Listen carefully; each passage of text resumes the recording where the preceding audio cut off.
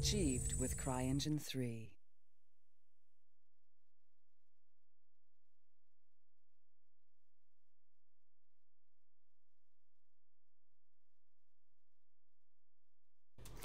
Hey, this is Steven from TheLegitPC, and today we're going to do a review on Crysis 3. So, this game is going to be a PC review, and overall I'm very impressed with the game. I played the beta, and it's really improved since the beta. Some things are still kind of funky, but we'll go over that in the review. So, the first thing that we're in right now is we're in the menu, and I'm going to show you guys the graphic options that you could pick on this particular game, and I think it kind of stays true with the Crysis 2, is that it still has some basic graphic options that you could pick from here as the simple section, where you could pick different AA settings and set the texture resolution right.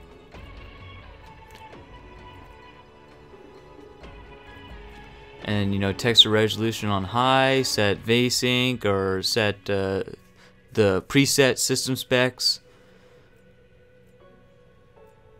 And of course, yeah. And then you go into advanced graphics, and this is where you could pick all your default settings, right? Motion blur, which is pretty standard to the Crysis series. Water, which is improved drastically since Crysis 2. Since Crysis 1 and Crysis 2 and Crysis 3. And yeah, so quite a bit of options for graphics, and this game completely annihilates your rig compared to Crysis 2.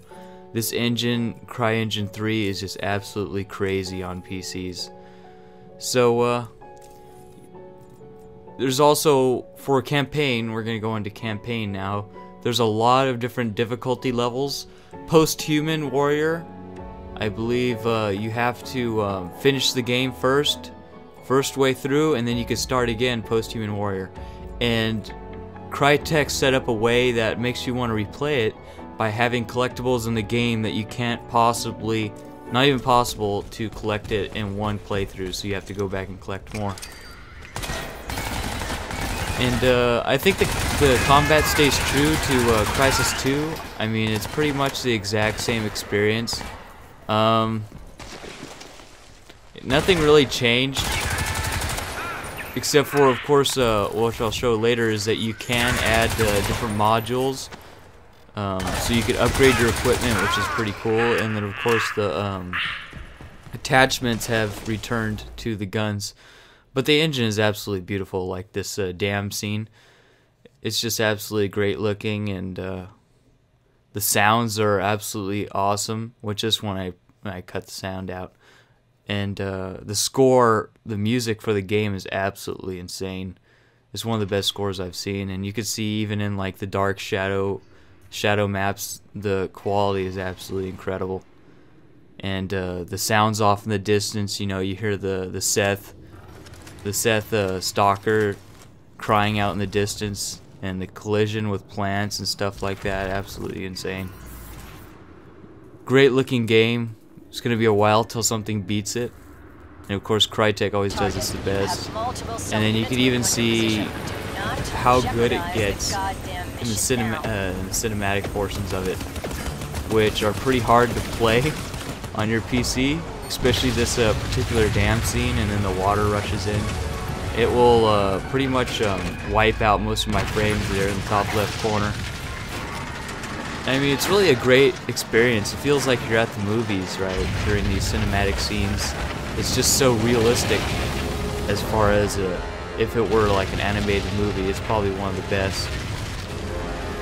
You see here some of the water effects on the camera lens.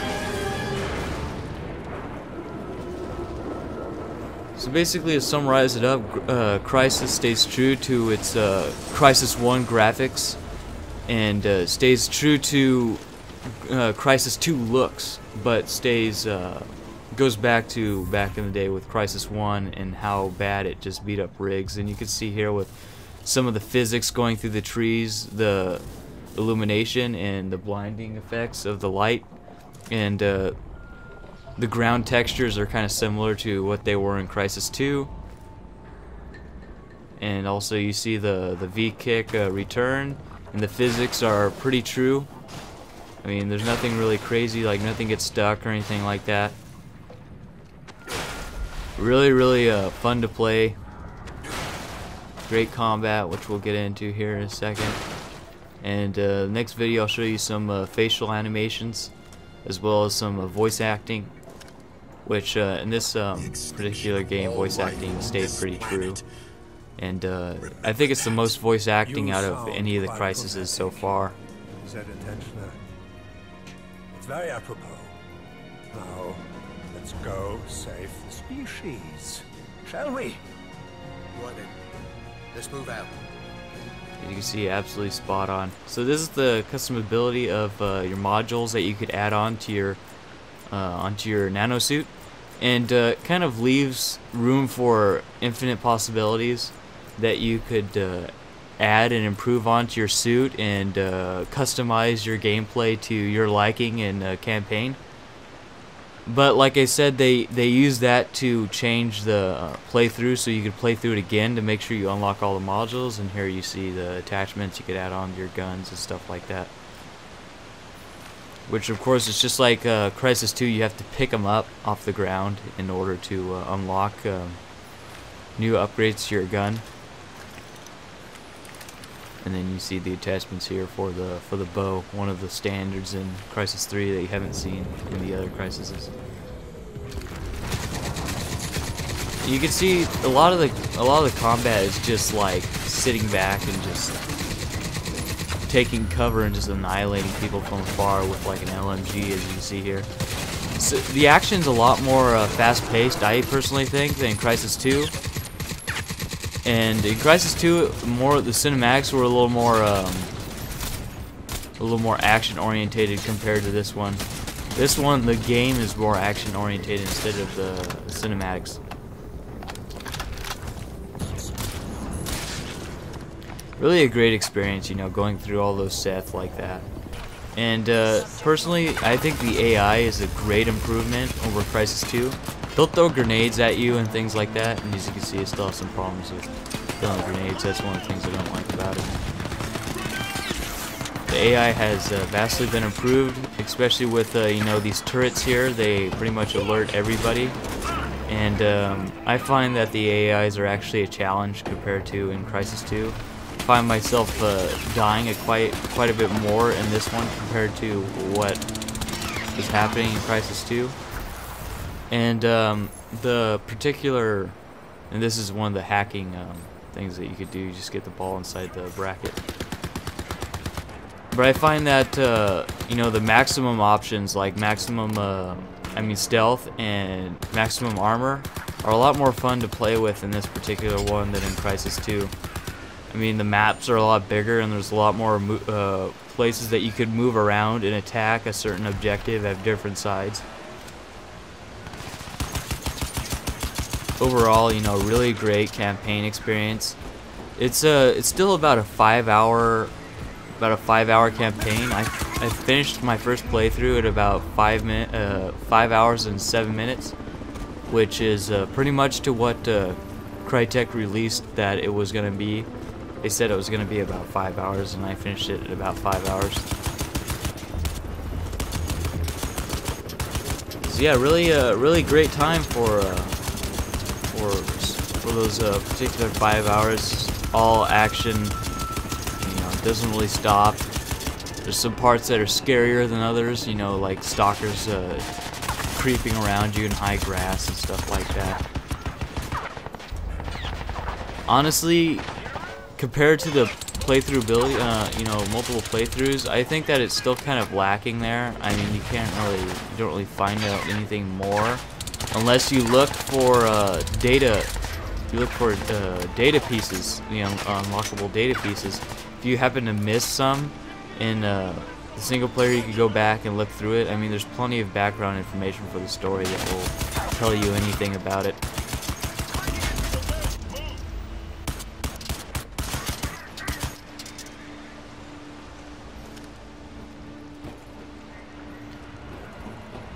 So as you see, the AIs don't try to just sit back. They try to advance on you and throw grenades and try to get you from being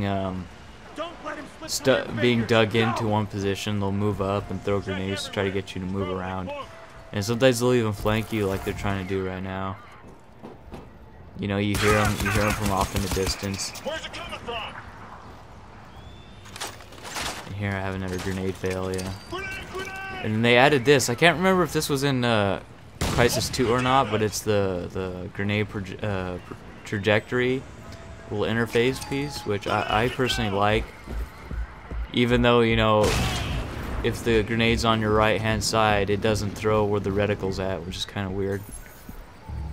But yeah, now onto the stealth gameplay. Stealth gameplay in this game is absolutely incredible. You know, you could stalk your enemies and stuff like that. And I personally think that the invisibility lasts a lot longer, especially if you get modules to upgrade that duration. So you find it a lot more pleasing to, you know, sneak around characters, and even on this one it's possible to not engage your targets and still go through all the objectives.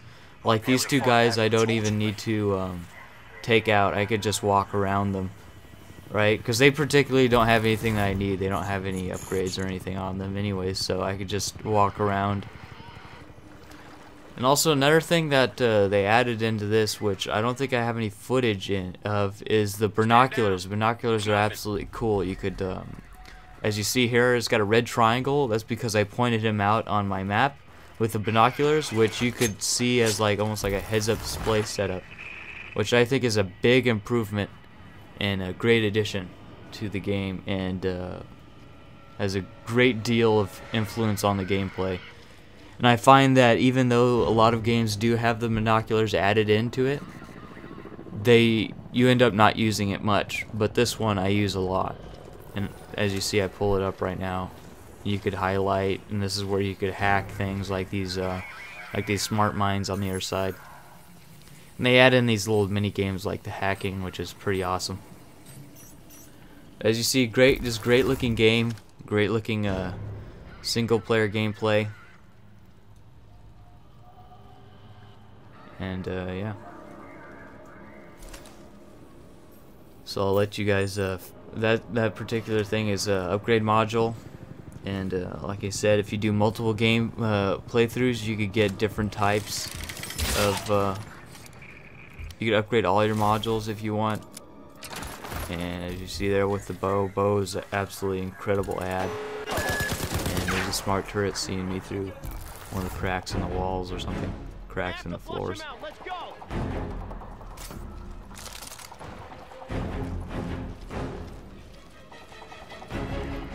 And there's a little snippet of the score, the sound to the game. Absolutely incredible when people are looking for you. Target lost. I think one of the best soundtracks I've ever experienced in a game. Very awesome. Deploy! But it's not all great. I mean, there's a lot of glitches and a lot of random crashes like you see here. I was just walking to this next point and I get stuck in like the grass, and as you can see, bullets just float and all the enemies disappeared for some reason, but they're still talking and stuff like that, and I can't seem to get myself free. And then here I hit escape, and the next thing you know, my game freezes right there. So yeah, overall, great campaign experience, great sound, great action, great customability, and even some second playthrough value. So now on to the multiplayer. There's plenty of modes, absolutely crazy how many modes you could pick. But of course, this one still seems kind of glitchy as far as picking your mode, because here in this particular clip, like I picked Team Deathmatch and it put me into Crash Site, which is kind of weird. I picked Team Deathmatch, but there's plenty of, you know, upgrading your rifle and adding on attachments, just like it is in single player. I mean, it's pretty much the same experience. Like plenty of customization to get exactly what you want. They even add in perks like Hunter and things like that, where you can walk around silently and almost like the expandability of Call of Duty, I personally think. And here's some gameplay of the multiplayer that you guys can enjoy, and I'll be back.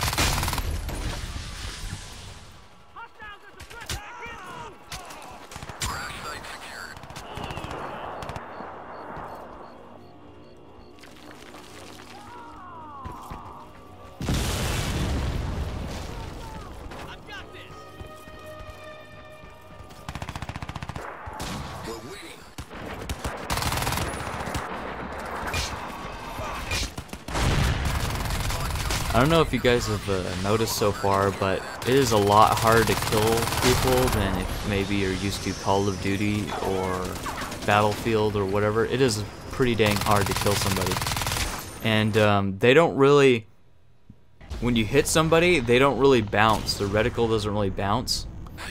So they'll always have like a constant stream shot on you, even if you're hitting them with heavy duty with a heavy duty arsenal. They'll have a beat. They'll still have a constant beat on you. But I think that this game still lacks the teamwork aspect on all of their modes. It seems to be just lacking compared to other games that are out. Just like Call of Duty, unless you're with your friends, you don't really see much of any teamwork aspects going on. Everybody kind of fends for themselves. And sometimes you even forget like what game mode you're playing, so you just go out and, you know, hunt people down, which is what happens quite a bit. I think they could have improved on that somehow, made maybe some different modes or some other ways to get you pulled into the teamwork. But one of the things that they do add is that sometimes you'll see them add in a portion where they'll say like where they see an enemy or whatnot, almost like HQ's calling in that, you know, we have an enemy in the swamp and stuff like that. And here's one of my favorite game modes where this is a human versus human. No one has any nano suits or anything, so you have health and no armor. So there's no maximum shield, there's no maximum armor, and there's no invisibility. There's just and of course no sprint, no full speed sprinting or high jump or anything like that. So you're just, you know, regular human, almost like Call of Duty type or Battlefield type, just with a gun, no stealth, no armor, no high jump. This one I particularly think has some more teamwork value, because you as a single player is pretty vulnerable, as you could die extremely quick if you don't team up with your teammates. Outstanding. Excellent control of the battlefield.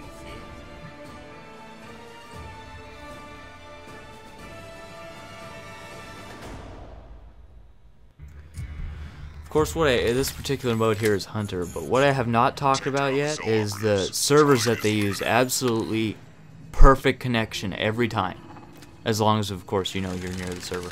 So like if I play on an LA server, I get some pretty good connection and some pretty good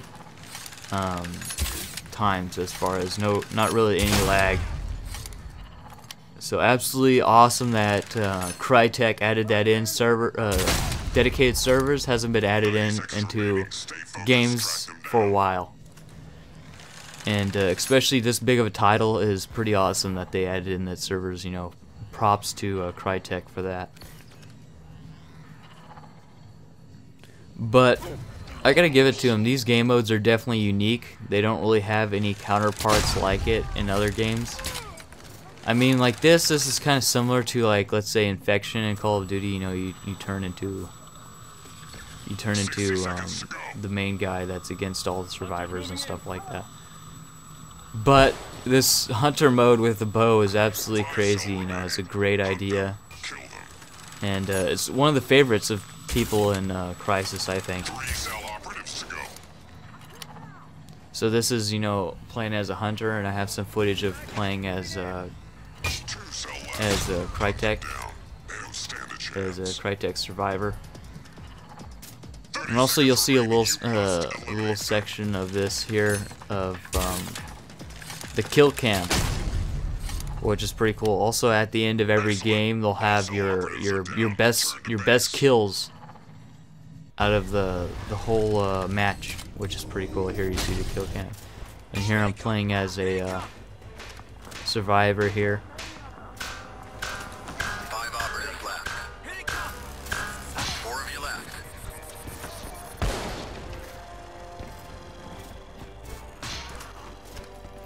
Don't be a hero. Just 3 cell left. Stay in cover. 2 cell left. Hunters!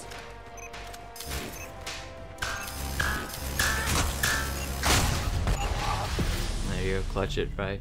It's pretty hard to survive as a cell, You survived the hunter's attack. but yeah. Cutting it a little fine. So overall, you know, plenty of modes to play on multiplayer. It's one of my favorites.